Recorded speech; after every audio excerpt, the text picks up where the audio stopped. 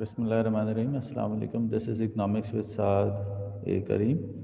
Let's continue where we left it yesterday. Terms of trade. Terms of trade क्या है जी? The rate at which one country's goods are exchanged against those of other countries measured as an index of the ratio of export prices to import prices.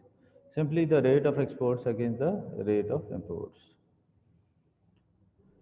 फिर हमने देखा था कि और ख़ास तौर पे मैंने फिर रिव्यू करूँगा इस चीज़ को कि मोस्ट ऑफ द टाइम अगर हम देखते हैं कि हमारा बैलेंस ऑफ पेमेंट कैसे सही होगा तो एक्सपोर्ट ज़्यादा होने चाहिए और इंपोर्ट्स कम होनी चाहिए, लेकिन यहाँ पे ऑपोजिट है कि यहाँ पे जो है अगर हम देखें कि index of export prices divided by index of import prices, अगर एक्सपोर्ट प्राइसेस ज़्यादा होंगी तो आपका बैलेंस ऑफ पेमेंट अनफेवरेबल हो जाएगा, विच मेक्स अ सेंस। इस तरह के जब इंटरनेशनल मार्केट में हमारी प्राइसेस जो हैं वो ज़्यादा हो जाएंगी तो हमारा कस्टमर लूज़ होगा और वो चला जाएगा कंपैटिटर के पास जैसे कि इंडिया या चाइना। तो this one of the reason.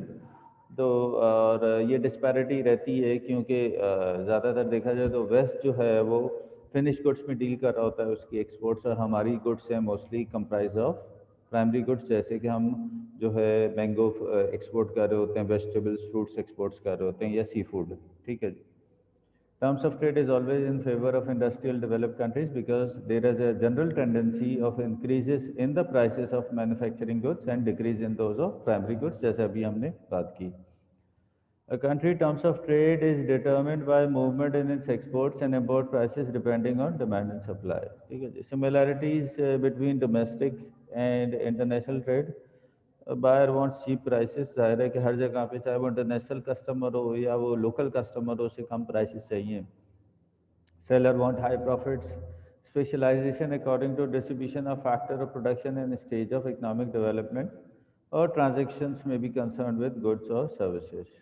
अब हम देखते हैं जो हमने देखा था कि बेनिफिट्स ऑफ फ्री ट्रेड जो है वो जब हम ब्रश अप कर लेते हैं इसको, तो जिसमें आपके बेनिफिट्स हैं या आपके डिसएडवांटेजेस हैं। Benefits of free trade: access to wider variety of goods and services, access to much better quality और cheaper goods, access to bigger markets, opportunities for expansion होगी। और ये फ्री ट्रेड का मतलब क्या है कि ना यहाँ पे कोटा होगा, ना यहाँ पे इंपोर्ट ड्यूटी होगी, बल्कि यूरोपियन यूनियन की तरह जैसे कि 25 कंट्रीज़ हैं, और हमारा जो सी पैक शुरू होने वाला है जिसमें टर्की, चाइना, पाकिस्तान और ईरान ये शामिल हैं। तो ये जो है सारी जितनी भी आपकी मेंबर कंट्रीज़ हैं उनको एडवांटेज होता है। प्राइसेस में भी reduce, greater opportunity for research and development. ठीक है जी। एंड पॉवर्टी साइकिल, इंटरनेशनल और डिसएडवांटेजेस वगैरह अगर हम देखें, हर चीज़ के डिसएडवांटेजेस भी होते हैं, डिमेरिट्स भी होते हैं जी। Changing international conditions, competition from firms can reduce demand for domestic products, ये बड़ा डिसएडवांटेजेस है। पाकिस्तान को बहुत बड़ा डिसएडवांटेज होगा कि चाइना की प्रोडक्ट, टर्की की प्रोडक्ट्स यहाँ पे आएंगी, और आपको पता है कि हमारी क्वालिटी वाइज इतनी अच्छी नहीं होती, तो कस्टमर ऑटोमेटिकली क्या है, एक तो कम प्राइसेस की वजह से और दूसरी अच्छी क्वालिटी की वजह से वो शिफ्ट कर जाता है जो कि आपकी इंपोर्टेड प्रोडक्ट्स होती हैं, और इसमें ड्यूटी भी नहीं लगी होगी तो जाहिर है कि वो फिर हमारे लिए सही नहीं होगा। तो इट्स वेरी इंपॉर्टेंट कि अभी भी हमें जागने का टाइम है कि हम अपनी जो है क्वालिटी सही करें और जो है प्राइसेस को देखें। Firms and industries being forced to shut down due to competition, structural change in economy, waste of skills of those made unemployed, danger of over specialization, another country that may become more efficient in that industry, technological progress, immobility of factors of production which results in them going to waste.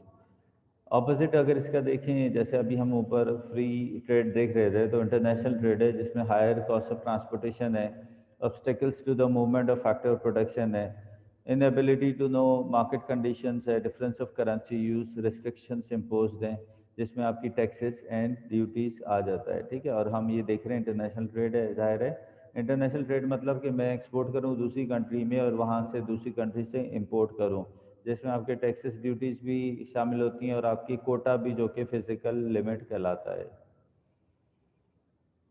Reasons for international trade and specialisation, uneven distribution of natural resources है, uneven distribution of labor, skill and capital है. Some countries are more efficient in the production of some goods than other. ठीक है जी. उसके बाद अगर हम देखें तो countries can import the goods which they cannot produce. Wider range of goods can be used, larger output है, lower benefits और या lower cost है. किस तरह लोअर कॉस्ट है कि जब जैसे हम इंटरनेशनल ट्रेड का ही रीज़न है कि पूरी दुनिया की जो मैन्युफैक्चरिंग है वो चाइना में हो रही है और क्यों क्योंकि लेबर चीप है, उसके अलावा जो है काफ़ी अदर बेनिफिट्स भी मिलते हैं, तो उससे ये just because of international trade. Benefits क्या हैं? मॉनेटरी गेन मिलेगा, better variety of goods available, competition होगा. ठीक है. क्लोजर टाइज बिटवीन नेशंस के वो ट्रेड कर रहे होंगे एक दूसरे से. और उसके अलावा अगर हम देखें more exchange of technical know how, improve quality of products है, इंक्रीज इन लोकल एम्प्लॉयमेंट है, surplus can be easily sold, add to the monetary reserves of the world. Disadvantages अगर हम देखें तो लोकल प्रोडक्शन में suffer at the hands of international competitor अक्सर देखा गया है.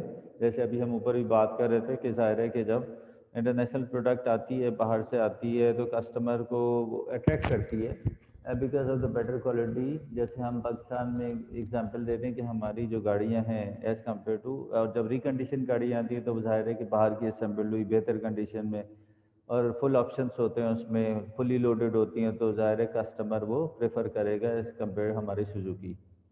रिच कंट्रीज़ में influence political matters and gain control over weaker Nations. हमेशा देखा गया है कि ये जो जितनी भी G7 है या डेवलप्ड नेशंस हैं, ये हमेशा जो है वो एक तरह से इन्फ्लुएंस करती हैं वो है और गेन कर लेती हैं कंट्रोल को, और वीकर नेशंस जो हैं वो हमेशा क्या आती हैं कि वो प्रेशर में आ जाती हैं.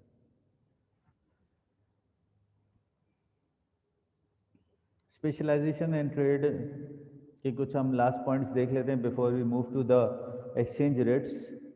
Factor endowment is the qualities and quantities of factors of production that makes a country more efficient at doing or producing certain goods and services. So it makes national specialization possible. Absolute advantage is when one country can produce with fewer resources than other, produce more of a good with same amount of resources, same amount of a good with fewer resources. और कोई point समझ में नहीं आया तो पूछ लेना, बहुत ही आसान आसान पॉइंट है. लेकिन ये जो एब्सोल्यूट एडवांटेज और कंपैरेटिव एडवांटेज का डिफरेंस फिर मैं बता देता हूँ कि एब्सोल्यूट एडवांटेज उस वक्त होता है when one country can produce with fewer resources, यानी कम रिसोर्सेज में वो प्रोडक्ट प्रोड्यूस कर ले as compare to the other one. ठीक है जी. उसके अलावा अगर हम देखें तो कंपैरेटिव एडवांटेज क्या होता है कि जब वो लोअर अपॉर्चुनिटी कॉस्ट में करेगा. ठीक है. तो एब्सोल्यूट एडवांटेज में ये होगा कि जब वो फियर रिसोर्सेज में करेगा, और कंपैरेटिव एडवांटेज में उस वक्त करेगा कि जब वो लोअर अपॉर्चुनिटी कॉस्ट में दूसरी कंट्री के कंपैरिजन में कर रहा हो. A country gains by specialisation in the production of those goods which it has a comparative advantage in. International specialization is applied on a worldwide scale due to their definite and comparative advantage over other countries in the production of certain commodities. Weighing both the advantages and disadvantages, a country should increase self-subsistence diversification in production.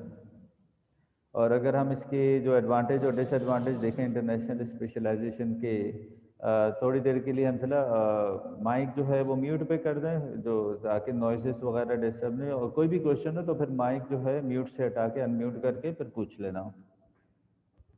तो problem with comparative advantage देखें, क्या problem है? Loss of efficiency है, vulnerability है, threat of structural changes हैं, risk of over specialisation है, threat of foreign competition होगा, बाहर की फर्म्स से आपका जो डोमेस्टिक फर्म्स से competition, dependent to economic changes जिसमें आपकी स्ट्रक्चरल चेंजेस आती हैं टेक्नोलॉजी वाइज, या फिर ये कि रिसेशन आ रहा है जैसे कि आजकल हम देख रहे हैं because of the lockdown and Covid, जो सेकेंड वेव आई है उसकी वजह से.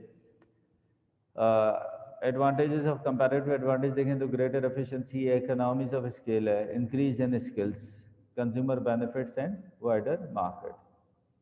अब रेस्ट्रिक्शंस क्या होनी चाहिए ऑन ट्रेड, अगर हम देखें कि वरना तो आपकी डोमेस्टिक इंडस्ट्री बैठ ही जाए अगर वो बाहर से सारी दूसरी कंट्रीज से जो है वो बिजनेसेस आ जाएं और वो डोमिनेट कर जाएं आपकी इंडस्ट्री को। Policies apply to protect home industry, ठीक है, टैरिफ्स के थ्रू कर लें, जो कि imported tax levied on imported goods है, protect home industries by increasing the price of foreign goods, फिर reduce the demand for imports है, encourage demand for home produce substitutes है, फिर आप raise revenue for the government कर लें, supply curve जो है will move to the left, increasing price and reduce quantity demanded of imports, ठीक है। तो जब जाहिर है कि जब सप्लाई कम होगी इंटरनेशनल की तो जो लेफ्ट पे मूव करेगा और उसकी वजह से जो है आउटपुट जो है वो इम्पोर्ट्स की कम होना शुरू हो जाएगी। तो ऑटोमेटिकली क्या होगा कि जो कस्टमर के पास कोई चॉइस नहीं होगी तो वो कहेगा कि फिर आप डोमेस्टिकली प्रोड्यूस गुड्स पे जाएगा और लोकली प्रोड्यूस गुड्स पे जाएगा, जिसकी वजह से क्या है कि डोमेस्टिक बिजनेस जो है वो फ्लोरिश होंगे, वो फलना फूलना शुरू करेंगे और उसकी वजह से एम्प्लॉयमेंट अपॉर्चुनिटीज़ और आपका जीडीपी बढ़ेगा, ठीक है। तो ये तो था हमारा इंटरनेशनल ट्रेड। अब हम देखते हैं जो हमारा एक्सचेंज रेट्स।